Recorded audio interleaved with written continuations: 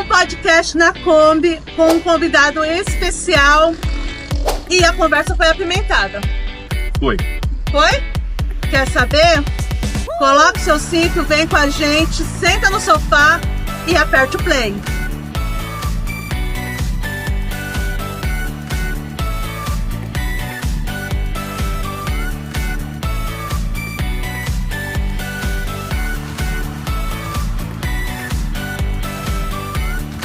Mais um podcast na Kombi, hoje com essa tarde de chuvinha. Quer dizer, tá chovendo aqui o dia que a gente tá gravando, eu não sei o dia que você tá assistindo, né? Mas eu estou com um convidado muito mais que especial, Wagner Rufino, que aceitou o nosso convite para estar aqui. E eu só tenho a agradecer a sua disponibilidade, seu tempo, a sua entrega aqui nessa nossa Kombi. Obrigado. Gente, era um sonho estar aqui, aconteceu, é hoje. Glória a Deus por isso. O céu tá tão feliz que até mandou chuva. Tá chorando, né? Tá chorando. De emoção. De alegria. Emoção e alegria. É isso aí. Me diga uma coisa, fala pro pessoal de casa, quem é o Wagner Rufino? Minha amiga, o Wagner Rufino, eu costumo dizer que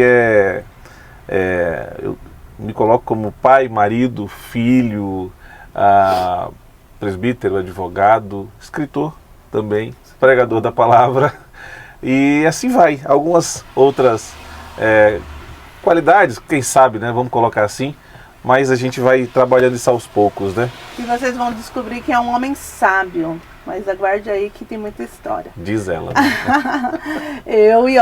A torcida da casa dele também. Meu Deus, isso é verdade.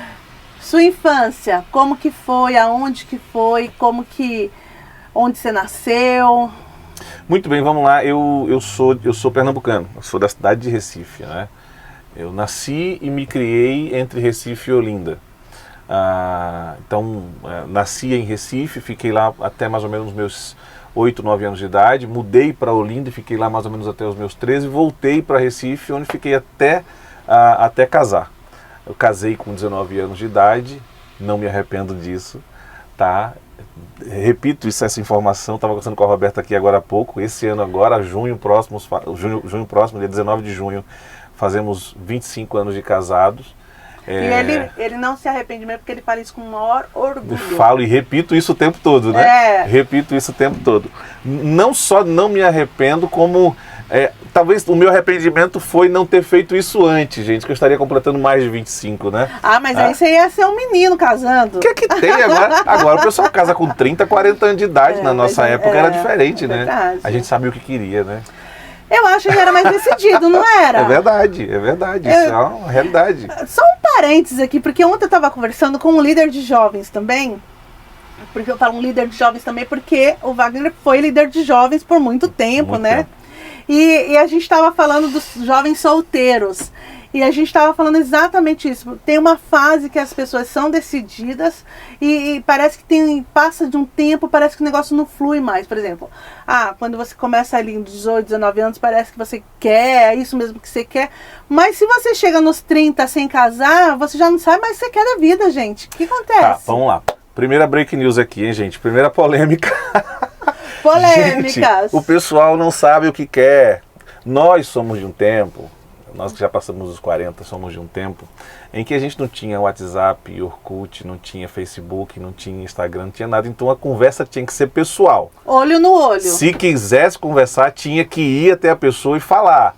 No mínimo, qual é o teu nome? Você mora onde? Onde é que você congrega? Não tinha Instagram para stalkear, né? Não. Então, se você quisesse stalkear, você tinha que ir no culto do domingo na congregação dela. E perguntar pro amigo do lado. Exatamente. Então, isso naturalmente fazia com que a gente tomasse coragem e tomasse algumas atitudes. Eu vejo, e eu falo isso com alguns jovens e adolescentes hoje em dia. Eu falo, gente, vocês não sabem o que querem.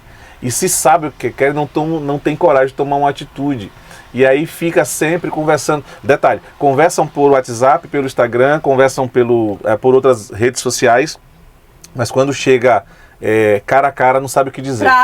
Trava totalmente, não sabe o que dizer. Então isso é perigoso.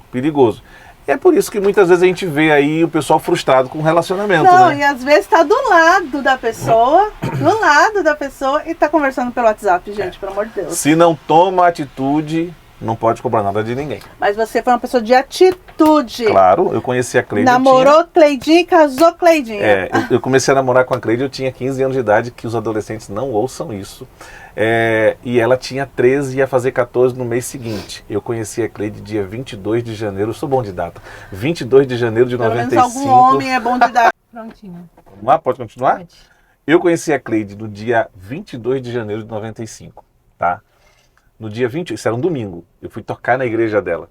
Nós fazíamos parte de uma banda chamada Asas do Vento, que existe até hoje. Nós fomos tocar, olhei aquela morena e falei, é ela.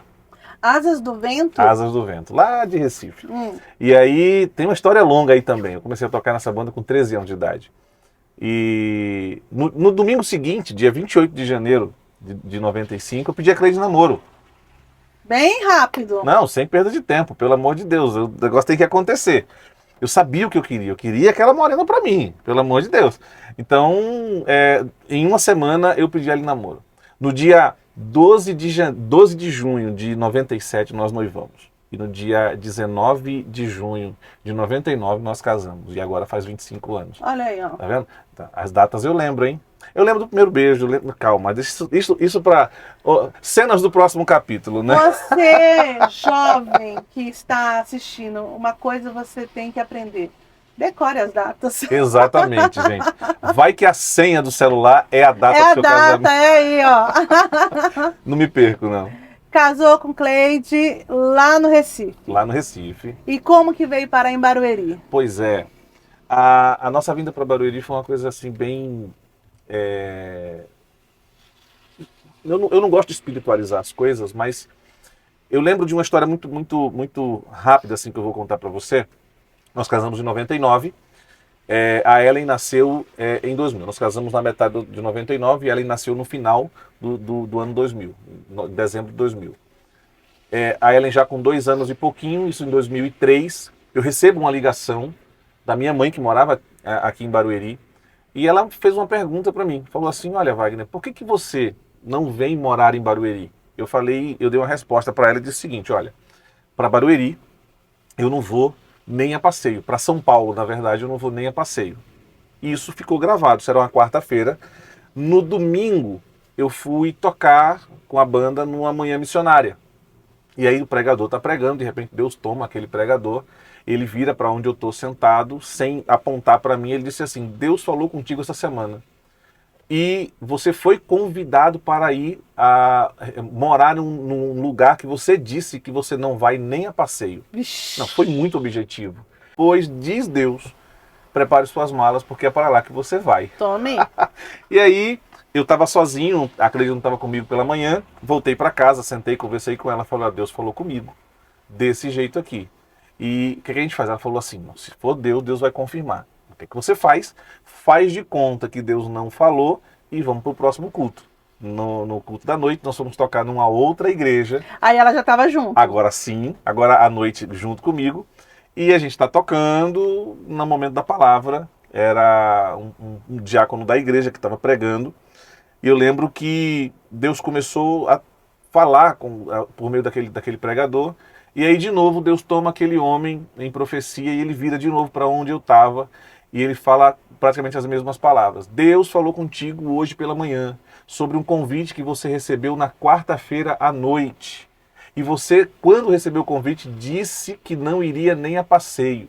E quando Deus falou contigo hoje pela manhã, você fez de conta que não era Deus. Nossa. Foi muito objetivo, né?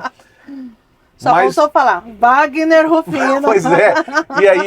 E aí ele continua dizendo assim, pois Deus manda confirmar o teu coração. Prepara as malas porque em poucos dias você vai sair de onde você está. E você vai para o lugar onde Deus ordenou. E o que foi esse poucos dias? 3 meses. Nossa, poucos dias 3 mesmo. meses. Foi o tempo de eu pedir demissão da empresa porque não dava mais para suportar. E eu quero considerar isso.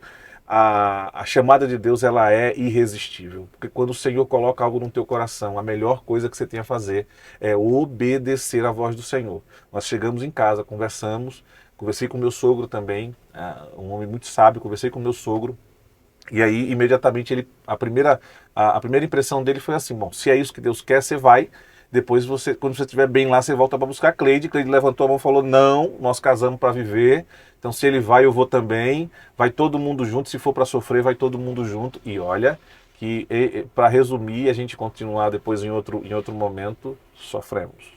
Sofremos. Não foi brincadeira, não. Já que Sofremos, padecemos, assim, provas terríveis, mas eu vi a mão de Deus em tudo. eu creio. A mão de Deus em tudo. Wagner, tudo isso que você viveu, né, tanto no Recife quanto aqui em Barueri, te trouxe um preparo para trabalhar com jovens? Sim, sim.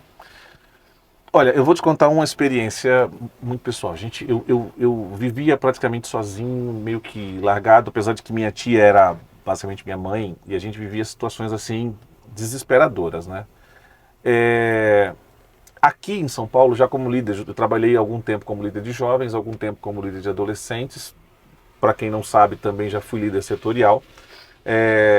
E assim, já houve situações da gente de buscar adolescente que fugiu de casa pela madrugada. Tá? Jovens, adolescente da igreja, com pai e mãe se separando, e ele desesperado saiu de casa numa noite muito fria, saiu de casa de bermuda e camiseta e sem uma roupa de frio, de madrugada, assim, 1h30 da madrugada, o pai ligar para mim e falou, cara, me ajuda, porque eu não sei onde está meu filho, e eu saí pelas ruas procurando esse menino, achar, ligar para o pai, falar que estava tudo bem, acolher dentro de casa, conversar, aconselhar, tudo mais. Isso é uma das situações. Só que quando você passa por essas situações, qual é a experiência que você tem, qual é a carga que você tem para passar para essa pessoa e dizer para ela que vai ficar tudo bem? Você não pode se espelhar na experiência de outras pessoas, você precisa se espelhar na sua própria experiência. É aí que você entende tudo aquilo que você passou. É aí que você entende que, na verdade, todas as dores que você passou, na verdade, foram ferramentas de Deus para você não deixar com que outras pessoas passem também por essa situação ou que morram nessa situação. Então, eu me vi aconselhando esse adolescente, hoje já um rapaz muito, muito bonito, casado, com uma família maravilhosa, me vi aconselhando esse adolescente e dizendo para ele que vai dar tudo certo, mas por experiências próprias e pessoais. E ele falava assim, você não sabe o que é isso. Eu falava, cara, eu sei o que é. Fique em paz, eu estou falando para você porque eu vivi isso, então calma, vai dar certo. E ficar, e a gente orar, e ter um momento de comunhão dentro de casa e ver realmente Deus trabalhando na vida dele e renovando ele naquela noite, né? Uma outra situação, me permita só estender um pouco aqui, é a situação de oração. Por exemplo, nós fizemos, ainda nos adolescentes, eu morava no Reginalice. E quantas vezes, assim, eu estou falando de 11h30 da noite, 23h30, meia-noite, meia-noite e meia, a gente está se preparando para ir dormir, de repente alguém bater na nossa porta, e aí quando você olha para a porta para ver quem está batendo lá, você tem lá fora um grupo de adolescentes dizendo a gente veio orar com você. E quantas vezes a gente não passou horas de joelho orando com adolescentes que estavam com desejo de orar e vieram lá para casa para orar, porque a gente incentivava muito eles a orar, buscar batismo com o Espírito Santo, dons espirituais. E engraçado de tudo é que desses adolescentes que eu estou falando, hoje eu tenho, desses adolescentes, a maioria deles eu tenho hoje, são líderes de células, outros líderes de jovens, líderes de adolescentes, regentes, obreiros. Eu acho maravilhoso, eu fico assim feliz de enxergar isso neles, que hoje tudo aquilo que a gente passou junto deu muito certo. Agora, de fato, você precisa voltar e entender que tudo aquilo que você viveu, na verdade, não foi tudo perdido, não foi perdido, sabe? Nada né? Nada é. Você precisa entender isso como ferramentas de Deus para você, para utilizar lá na frente na vida de outras pessoas, né? Então, se a gente entender isso, com certeza lá na frente essas ferramentas serão muito bem utilizadas, né? E essas ferramentas, todas essas experiências, eu já quero entrar num outro assunto, serviram para que você escrevesse o seu livro? Vamos lá. O livro é o Meninos na Fé, gente. Depois vocês procuram lá, tá? A gente vai colocar uma fotinha. Isso, olha só. Meninos na Fé, na verdade, ele surgiu de uma indignação como pregador, tá? Qual é a ideia do Meninos na Fé? Apresentar não erros, mas equívocos, vamos colocar assim. Equívocos que acontecem dentro da igreja. Nós somos cristãos, nós somos pentecostais, e eu não estou levantando crítica aqui à igreja A nem B, mas eu estou colocando como fundamento do livro os exageros que nós cometemos. Eu digo nós porque, infelizmente, somos todos nós. Acerca de um cristianismo que a gente diz viver e, na verdade, não vive. Um exemplo disso é um dos temas que eu toco, que eu falo sobre isso no livro. Primeiro, eu estou falando sobre o ungidão do Senhor, né? Eu falo sobre pastores que são super poderosos, que fazem o que querem, que dizem o que querem, que machucam quem querem, tudo mais, e ninguém pode tocá-lo porque ele é o ungido do Senhor. E aí eu escrevo dizendo assim, não existe ungido intocável. Wagner, mas quando Davi viu Saul, ele podia matá-lo, mas não matou. Ele não matou, mas repreendeu. Como assim ele repreendeu? Ele cortou um pedaço da capa de Saul, e quando Saul se deu de cara com Davi, Davi levantou e falou assim, ó, eu podia ter te matado, mas eu não te matei. O que é isso? Isso é repreensão. Então, o líder precisa compreender se está certo ou está errado. Se está errado, corrigir. Se está certo, persistir e continuar. Liderança não é irretocável. Quem está na liderança não é um semideus. Quem está na liderança, seja liderança de grupo, liderança de congregação, pastoreando uma grande congregação, uma pequena congregação, esse líder precisa entender que ele, por algumas vezes, vai errar. E se errar, se ele não tomar a iniciativa de se corrigir, ele precisa que Deus vai levantar alguém, vamos colocar dessa forma, Deus vai levantar alguém para dizer para ele, pastor, ou líder, não é bem assim.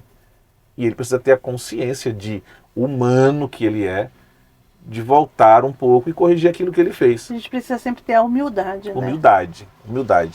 Uma outra situação eu lembro de uma situação que aconteceu quando eu estava escrevendo o livro, de uma famosa que surgiu no meio gospel, né, no meio evangélico, começou a fazer muito sucesso, e nesse sucesso desesperador, a juventude e a adolescência começaram a ir muito atrás dela. Eu chamei os adolescentes que eu liderava na época, chamei o grupo que eu liderava e falei assim, gente, calma, vocês estão indo por um caminho perigoso.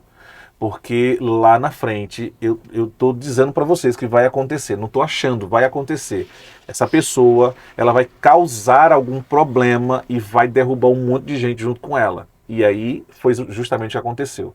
Lá na frente nós tivemos um desvio de conduta completo e muita gente acabou perdendo a fé ou abandonando a fé por causa da conduta dessa pessoa que antes se dizia, vamos colocar assim, a super crente, a dona da moralidade e tudo isso. Isso é o perigo. Então, o que é que eu escrevo? Tirem o artista do altar.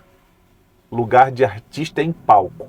Altar é lugar de homens e mulheres santos que servem a Deus com integridade. Isso é diferente. E a gente tem essa dificuldade porque muitas vezes o jovem e o adolescente, eles não têm identidade própria, né?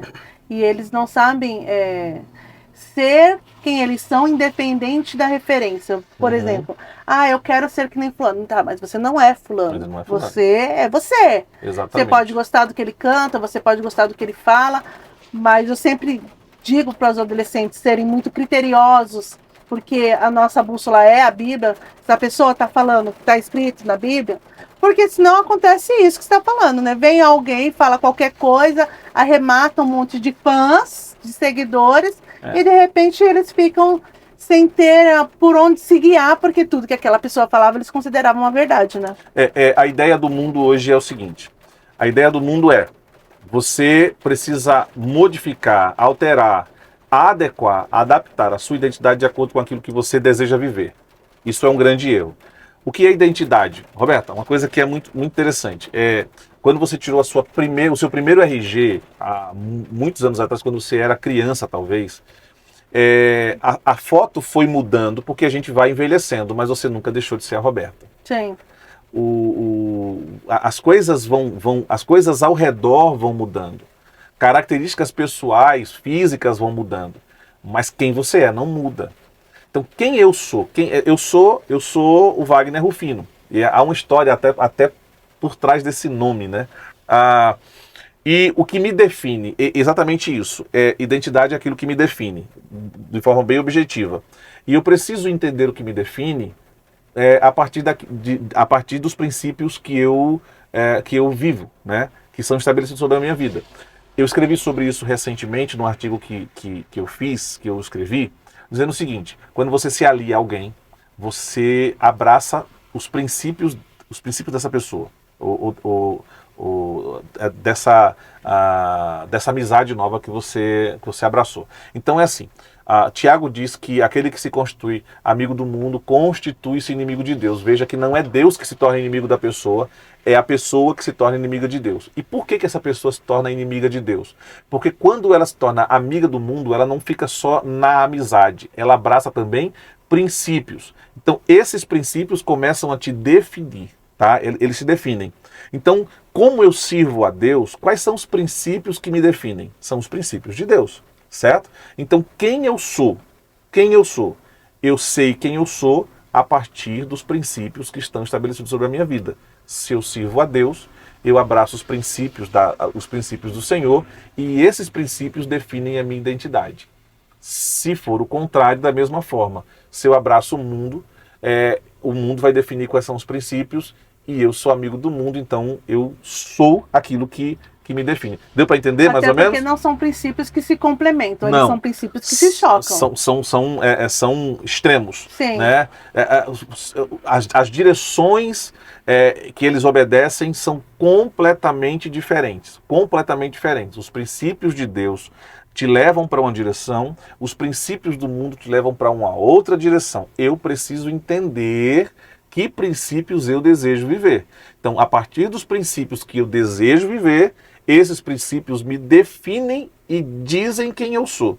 Então você vai ver pessoas que abraçam o princípio do adultério, princípio do pecado, princípio do palavrão.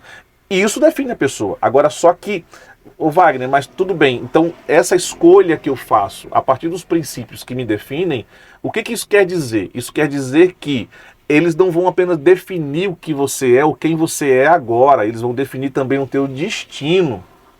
Eles vão definir para onde você vai, qual é o teu fim. Quando Asaf começou a orar, dizendo ao Senhor: Senhor, eu oro, eu jejum, eu consagro, eu vou no culto, eu toco para o Senhor, eu louvo o teu nome e eu não prospero, porque os meus princípios são do Senhor, mas quem não segue teu princípio, quem não olha para o Senhor, quem não cultua o teu nome, quem não te adora, está prosperando. Deus chamou Asaf e falou assim: Asaf, não olha para o agora, olha para o fim.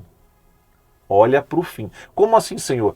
Olha os princípios que eles estão seguindo agora e olha onde esses princípios vão levá-los e qual vai ser o fim de todos eles. Então é assim, você está seguindo os princípios do Senhor, por mais que pareça que você não está prosperando agora, a pergunta é: qual é o fim de tudo isso?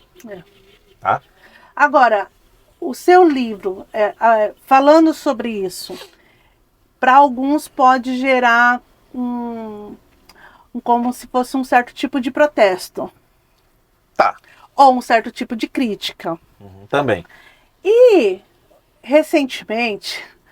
a gente não queria polemizar. Vamos, né? Polêmica número 2. Recentemente, houve toda uma inquietação no meio evangélico por conta de uma música de uma jovem que criticava a igreja, no sentido, a música se chama Evangelho de Fariseus. Evangelho de Fariseus. E aí parece que, assim, eu não entendo muito, porque quando a gente fala a palavra crítica, as pessoas recebem isso como uma coisa negativa, e eu não acho que a palavra crítica seja uma coisa negativa. Porque o criticar é você trazer uma luz, uma avaliação sobre aquilo que você está analisando ali. Pode ser uma coisa ruim, pode ser uma coisa boa também. Mas eu acho que pegaram pesado com a menina, porque falaram que ela estava querendo tocar na igreja de um modo negativo, tocar na noiva, não sei o que, não sei o que lá.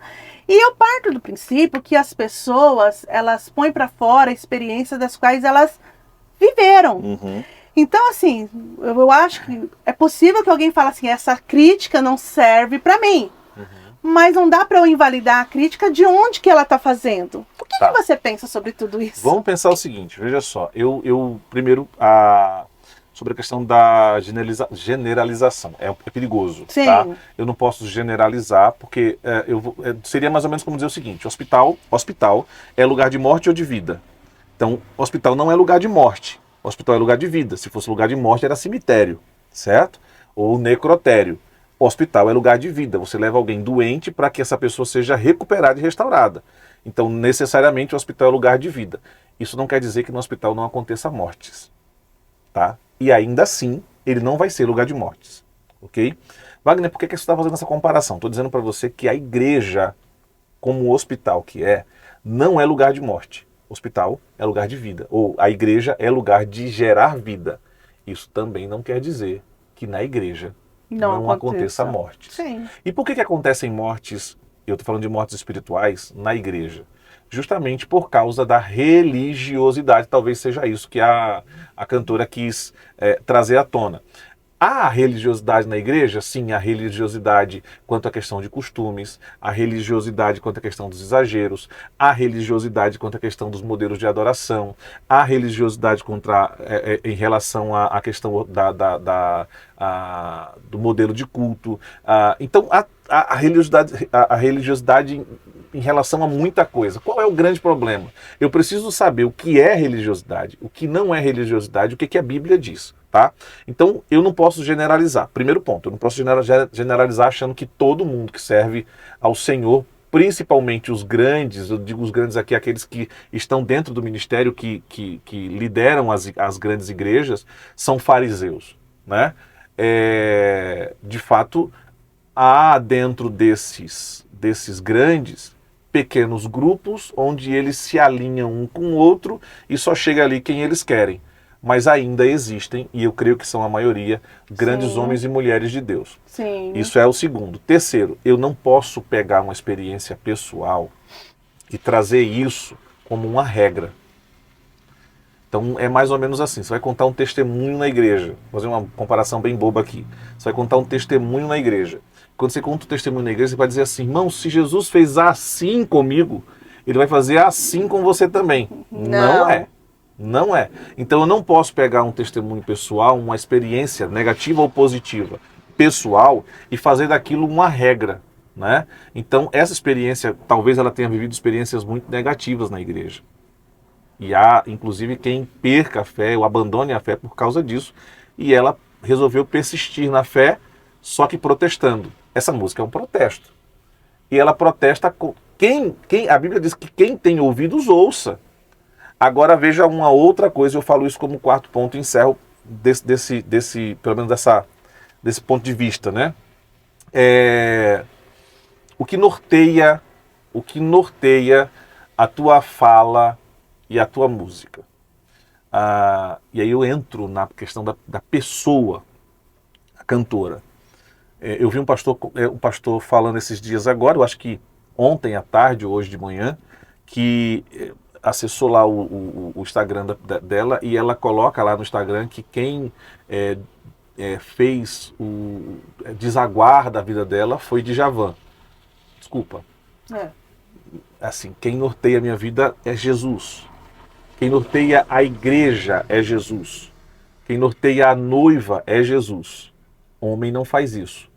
Se o princípio da minha adoração surge a partir de pessoas, não serve. E aí eu acrescento a isso o seguinte: eu entendo a gente cantar o Evangelho de Fariseus, desde que essa música seja cantada em um ambiente só de igreja. Mas a partir do momento, isso é uma crítica pessoal. Mas não existe mais um ambiente só de igreja, né? Mas é que tá. Onde é que as pessoas estão? Porque assim, onde é que os cantores querem estar? No YouTube e nas redes sociais, para quê? Like. Sim. Onde é que os pregadores querem estar? Nas redes sociais, para quê? Like. Eles não colocam na rede social que a apresentação dele naquele dia, a pregação, a música que ele cantou, não surtiu nenhum efeito. Ele só coloca a música e a pregação que surtiram, assim, quase que bombaram na igreja. só os momentos mais maravilhosos. Os momentos de frustração não estão nas redes sociais.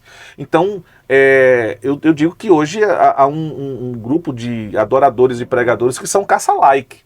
Né? Caça-like, que estão nas redes sociais buscando like, buscando mais convites, buscando mais oportunidades e, querendo ou não... lucrando com isso. Até quem cantou essa música tá também nessa mesma vibe, tá também nessa mesma ideia. Então, eu não posso pensar que uma pessoa que canta num concurso de música pode chamar a igreja de evangelho de fariseus. Não consigo. Mas era um concurso de música gospel. Sim, mas a música rebate isso. Então, mas a minha preocupação, assim, não é óbvio que ninguém quer a imagem da igreja manchada. Não. A gente quer lavar roupa dentro de casa. Ponto. A gente sempre quer lavar a roupa dentro de casa. A gente não quer expor os nossos problemas para fora. Só que a forma como criticaram a cantora acabou repercutindo muito mais do que a apresentação dela no concurso. Sim. E assim, partindo do princípio do que o que ela cantou não era uma mentira, caberia, eu acho, mas pegaram a crítica que lhe cabia e falar, bom, vamos melhorar nisso. Sim, não é a intenção. Do que os que foram para as redes sociais criticá-la, porque acabaram ganhando, sendo os criadores de like também. Roberto, eu vou falar uma coisa para você. Eu perguntei isso para um pregador amigo meu ontem à noite. Eu falei assim, qual foi o lugar mais badalado que você pregou? Ele falou, olha, eu preguei em tal congresso, que é um congresso que é internacional, tudo mais. Falei, muito bem. Depois desse congresso, onde o teu nome chegou? Aí ele parou, pensou, falou assim, cara, não foi muito longe. Eu falei, pois a pergunta é muito simples. Você foi nesse congresso internacional, você pregou nesse congresso internacional, você fez o que você tinha que fazer, e ainda assim o teu nome não, vamos colocar uma expressão que eles utilizam hoje, não bombou. Eu falei assim, e se por acaso surgisse como é que eu posso dizer, uma bomba sobre o teu nome, um escândalo sobre o teu nome, onde o teu nome chegaria? Ele riu e falou assim, muito longe. Falei, pois porque as pessoas estão muito mais preocupadas em saber o que você fez de errado. Exato. Do que o que você fez de correto. Então, é assim, a pregação que eu prego alcança pessoas, multidões, vidas. Mas um escândalo com o meu nome pode pode ter um alcance muito maior do que a própria pregação. Você entendeu como é que Eu entendi. Então, assim, as pessoas estão procurando. Eu paro no seguinte sentido. Eu costumo dizer o seguinte, quem nos direciona é Cristo, e a partir do momento que ela faz esse direcionamento a partir de um cantor mundano, para mim para por aí. E eu não vou além na crítica. Mas a letra, por si só, é muito verdadeira, de fato. Quando ela fala que estocamos o maná, na minha cabeça eu entendo o seguinte, teve um pastor que falou assim, você sabe que é impossível estocar maná. Eu falo assim, então, não é impossível. Não é impossível estocar maná. É possível sim. O problema é que o maná não dura. Você pode querer estocar, só que no dia seguinte ele está podre. Então o que ela está querendo dizer com isso? Tem maná podre do meio. Sim. Tem pão podre no meio. Então, e de fato não tem? Tem. Tem muito pregador pregando vida dos outros aí, pregando uma coisa e vivendo outra. Tem. Tem muito, desculpa se isso, mas é uma verdade. Tem muito cantor e cantora por aí que sai do culto e vai para motel. É assim que é maná estocado, é pão podre isso aí. Mas eles pregam na igreja e causam um tremendo alvoroço, sabe? E causam uma comoção geral, o pessoal sai emocionado da igreja, mas quando acaba o culto, a arrogância toma conta, a soberba toma conta, a prostituição toma conta muitas vezes, e tantos outros pecados. E é lógico que eu estou fazendo essa crítica aqui a quem vive isso. Quem não vive, por favor, já se ponha fora desse assunto, não é verdade? Agora, a verdade tem quem faça. Agora, Em contrapartida, também nós temos grandes homens e mulheres, santos homens de Deus, e a igreja é formada por esses homens. O sal. Exatamente. Que está tentando fazer com que as coisas não pereçam. Dos quais nós fazemos parte. Graças a Deus por isso. Que querem ver a diferença. Vidas salvas, jovens, adolescentes, mulheres, homens batizados com o Espírito Santo, cheios de Deus, com dons espirituais, com a igreja sendo renovada e cheia do Espírito Santo. É isso que nós queremos. E a gente tenta fazer de tudo para viver uma vida de retidão, para que a mensagem que a gente prega não seja uma mensagem falsa. Veja, a mensagem é verdadeira a partir de uma fonte falsa. Quando a mensagem é verdadeira, mas parte de uma fonte falsa, a mensagem se torna mentirosa. Wagner, me explica isso. Paulo, quando estava descendo para o lugar de oração, a menina endemoniada chegou para eles e falou: esses homens que passam são grandes homens de Deus. Não era verdade? Era verdade. Mas e a fonte? Falsa. Se a verdade, se a mensagem é verdadeira a partir de uma fonte falsa, a mensagem continua verdadeira ou falsa? Falsa. Pois é. Então, a verdade só é verdade quando aquele que fala que é a fonte da informação também vive aquela verdade. Calma, que você chegou num ponto agora, eu não sei nem se esse vídeo vai acabar indo pro ar. Ó, presta atenção. Vamos lá. Eu estava conversando com um pastor editor de livros. Certo. Ele era um pastor, ele foi editor de livros e ele falou assim pra mim, vocês vão poder ver aí nos nossos episódios, que ele fazia uma crítica muito grande aos livros que eles traziam de fora para cá. Crítica no sentido de escolhas. Então eles escolhiam, ele verificava se a questão teológica era a questão teológica daqui, se era para o público daqui e tudo. Ponto. Aí o que vem na minha mente? Pô, legal. O que esse pastor publicou, coisa saudável, é coisa boa. Quando a gente pega a harpa cristã, que tem lá os seus compositores lá, Paulo Leiva Macalão, tem um monte lá, né? Um monte. Alguns que a gente conhece, outros que a gente nunca ouviu falar, mas tem lá. A gente fala assim, poxa vida, pessoas das quais conhecemos o testemunho. Ponto. Só que agora a gente vive numa era de globalização. E a globalização não é só econômica, é espiritual, sentido, vamos colocar assim. Por quê? Muitos não é uma crítica aos escritores de livro, pelo amor de Deus que eu estou na frente de um. Mas muitos apresentam livros das quais eles não escreveram. Normal, infelizmente é normal. Certo? Outros, aí vem a questão que você falou assim, de quem era a inspiração da moça, né? A inspiração musical. Mas existem muitos compositores mundanos criando músicas para dentro da igreja e a gente nem sabe também. Isso tudo porque virou tudo um mercado. Tá. Aquilo que às vezes a gente vê em rede social, que a gente vê, vai lançar não é mais EP, sei lá, um single, agora é single. Vai lançar um single e tal. A gente não tem, a gente está perdendo o controle do que é saudável e do que aparenta ser saudável. E aí, conforme a gente vai descobrindo, fala assim, poxa, isso aqui não serve, mas a gente está cheio de informação. Qual que é a solução para isso? Muito bem. Eu acho que o começo seria a questão da valorização de quem já é da casa. Começa por aí. Que você conhece o testemunho. Exatamente. Então, por exemplo, eu prego em vários congressos, eu prego em vários lugares, eu prego em várias cidades, mas eu preciso pregar na minha casa, preciso pregar na igreja, na Assembleia de Deus, Ministério do Belém, no Jardim Paraíso, onde eu congrego, porque é ali que eu valido tudo aquilo que eu estou pregando. Exatamente. Certo? Porque o pastor da outra cidade me conhece da mensagem, me conhece da rede social. Mas, de novo, na rede social eu posto o que eu quero. E lá na rede social eu não tenho uma dor de cabeça. Na rede social eu estou sempre bem. Não é assim que é? Bonito, sempre bem vestido, sorrindo, toda a mensagem bombou, todo o hino arrebentou, todo o culto foi bom. Não é assim que é? Na igreja onde eu congrego é onde eu valido tudo aquilo que eu prego. Porque a igreja vai dizer se aquilo que eu estou pregando é verdade ou não. A igreja reage de acordo com as verdades que eu falo, comparadas às verdades que eu vivo. Eles sabem, eles conhecem.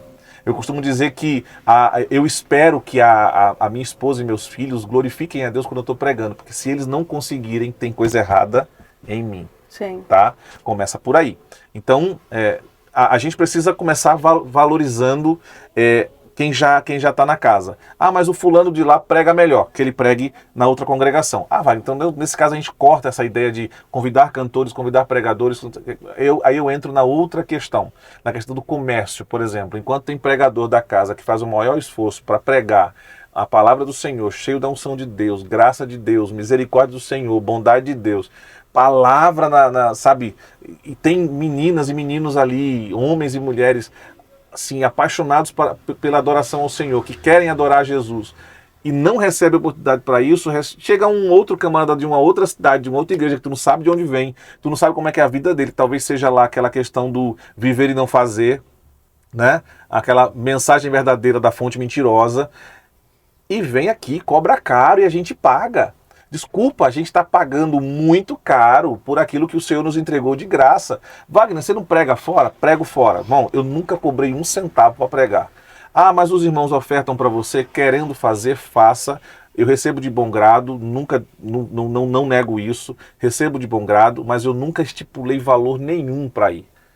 E já chegou a situação de eu ir e voltar por conta própria, porque o irmão falou para mim, irmão, queria muito que o senhor pregasse aqui, mas a gente não tem condição de trazer. Não, meu irmão, eu vou, prego, volto, sem problema nenhum, porque não é por isso que a gente prega. Enquanto isso, há outros que, sabe, cobram valores exorbitantes e a igreja está pagando por isso. Quando a gente começa a pagar por isso, a gente começa a dizer para a pessoa o seguinte, ó, é exatamente isso que você deve fazer.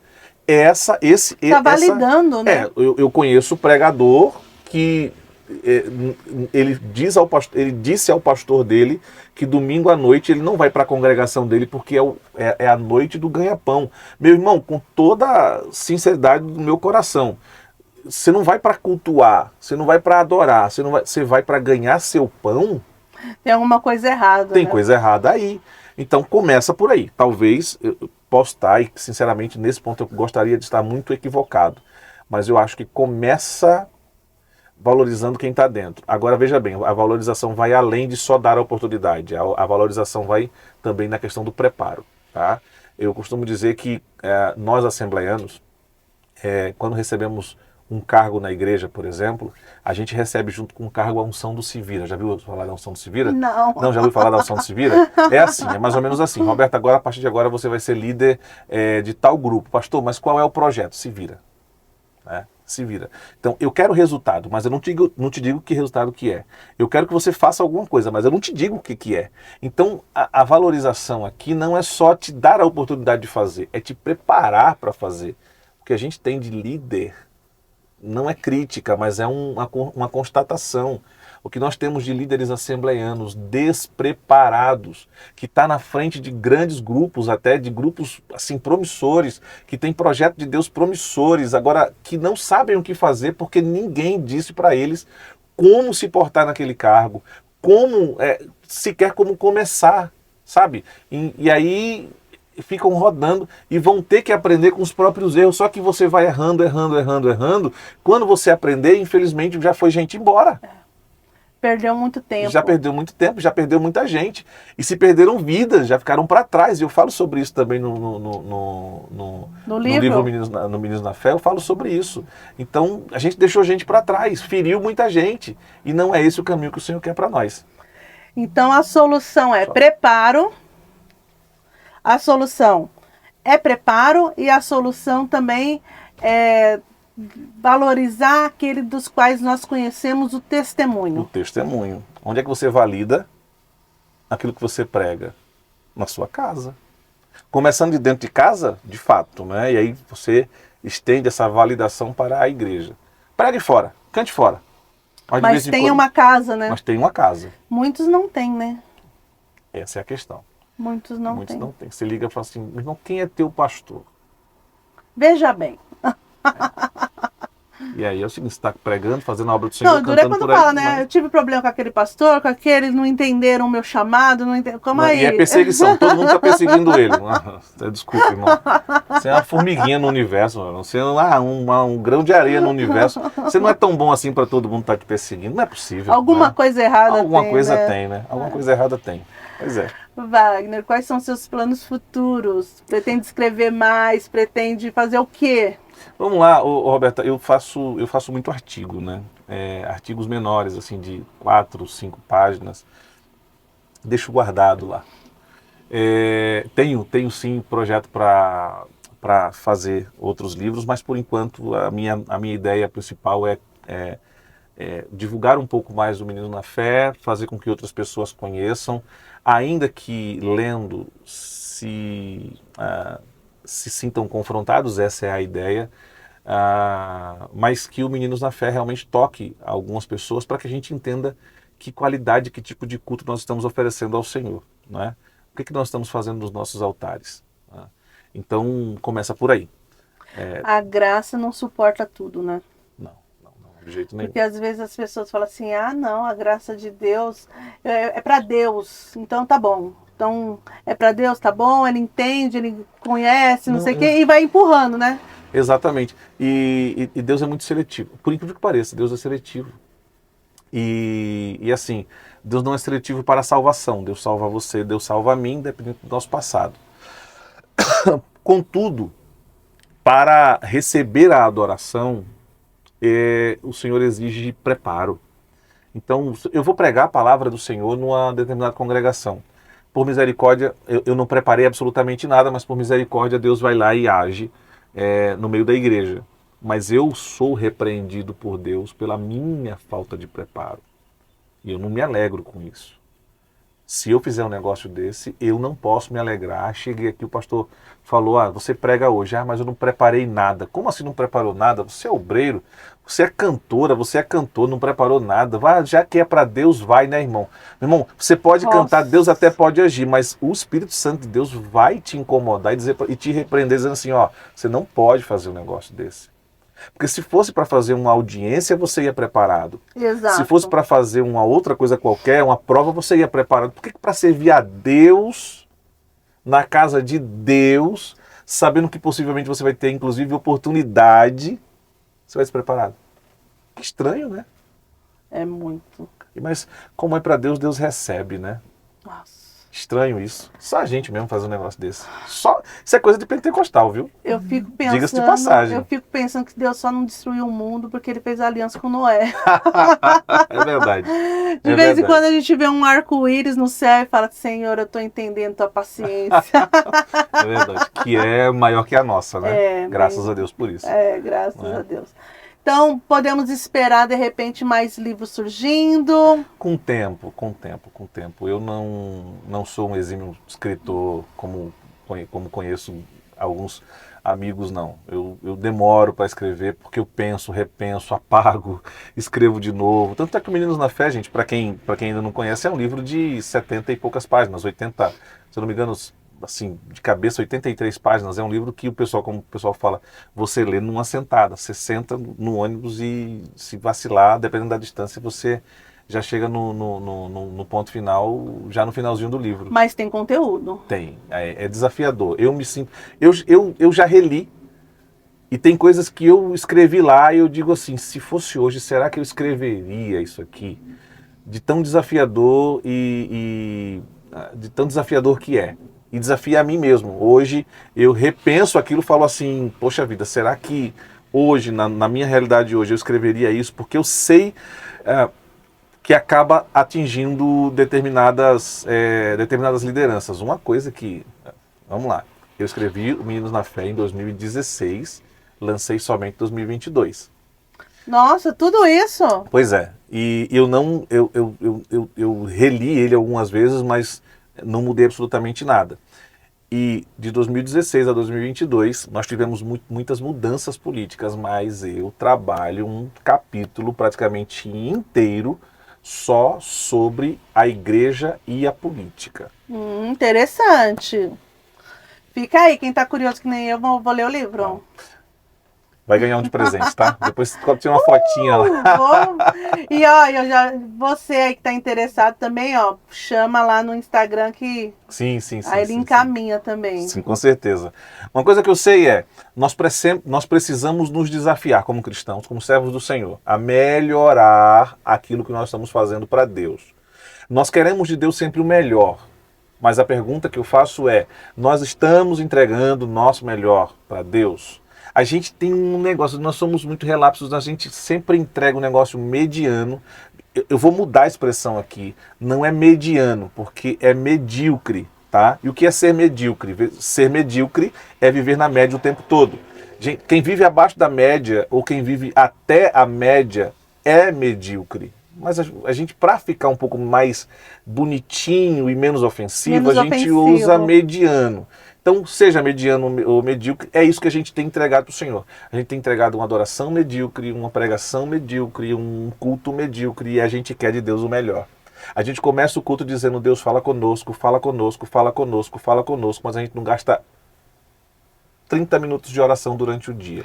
Não, e quando ele fala, você fala, não é isso que eu quero ouvir. Não é comigo, né? Então, assim, para que a gente não seja cristãos medíocres ou mediano, como queira entender, o que fica menos ofensivo, fica menos desesperador para você, a gente precisa entender uma realidade. Nós precisamos entender o que Deus quer de nós.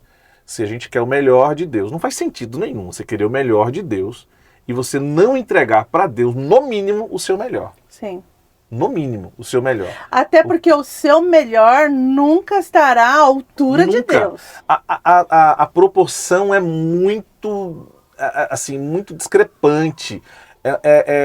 O meu melhor para Deus é o mínimo do mínimo do mínimo do mínimo do mínimo, e ainda assim ele recebe. Sim. Sabe? E ele entrega para nós o melhor dele, que é infinitamente grandioso. Não temos como pagar. É infinitamente grandioso. Eu costumo dizer que é a proporção da semeadura e da colheita. Uma vez eu conversando com um pastor, e eu, bem rapidinho. Não, vai falando. Conversando com um pastor, ele falou assim, meu filho, você quer entender como é que Deus trabalha na questão da proporção? Eu falei, pastor, me explica. Ele falou assim, é mais ou menos como o plantio do milho. Você já plantou milho? Eu falei, nunca plantei. Ele falou assim, pergunta simples, quantas sementes de milho você precisa para que o milho cresça? Eu falei, não sei. Ele falou assim, se você plantar 2 ou 3 sementes, e não espigas, sementes, se você pegar 2 ou 3 sementes, vamos exagerar, você pega 4 sementes, você coloca na terra, você abre a terra, você coloca na terra, você fecha a terra, começa a regar. No tempo, aquelas 4 sementes vão começar a te mostrar vamos colocar assim, um pé de milho. Aí ele perguntou para mim assim, quantas espigas nascem num pé de milho? Eu falei de novo, não sei. Ele falou, eu vou te falar, de 5 a 10 espigas. Eu falei, mas e aí? Ele falou assim, vamos lá, vamos começar por aqui. Você plantou 4 sementes, cresceu um pé de milho, e nesse pé de milho ele te entregou de 5 a 10 espigas. Aí ele perguntou para mim o seguinte, quantas sementes tem em cada espiga? Eu falei, sim, não sei. Ele falou assim, aproximadamente 400 sementes. Você faz um cálculo de 400 sementes vezes 10, são 4.000 sementes. Quantas você plantou? 4. Pois é, a proporção é infinitamente diferente. É o que você entrega para Deus, o teu melhor, e o que Deus entrega para você. Infinitamente maior. Mas que você precisou plantar, você precisou. E cuidar, e regar. Exatamente. Você quer de Deus? Maravilha. Então, qual é o meu melhor? Meu melhor são as 4 sementes? Não é a questão das 4 sementes, é o abrir a terra, colocar a semente, fechar a terra, regar, ter a paciência do pé, de ver crescer, esperar o tempo de Deus para você poder colher toda a bênção que Deus tem para você. Mas você precisou uma hora parar para plantar. Então, na realidade, a gente podia falar também aqui que o melhor não é o que você tem, é o que você oferece como serviço. Exatamente. Porque você tem as 4 sementes, mas o serviço vai ser o constante ali. As 4 sementes você já enterrou, mas aí o serviço é cuidar para que cresça, para que floresça, sei lá. Vai acontecer. Deus vai entregar na sua mão o melhor dele. Gente, assim, vamos lá. O melhor de Deus é Cristo. E isso já aconteceu, ele já foi na cruz do Calvário, já morreu, já ressuscitou. eu estou falando de bênçãos, eu estou falando de providências e promessas de Deus na nossa vida, que não estou falando de salvação, tá? Só para depois alguém dizer assim, tá falando de salvação, Jesus é o nosso melhor, Eu sei, eu entendo isso. Eu estudei um pouquinho de teologia também.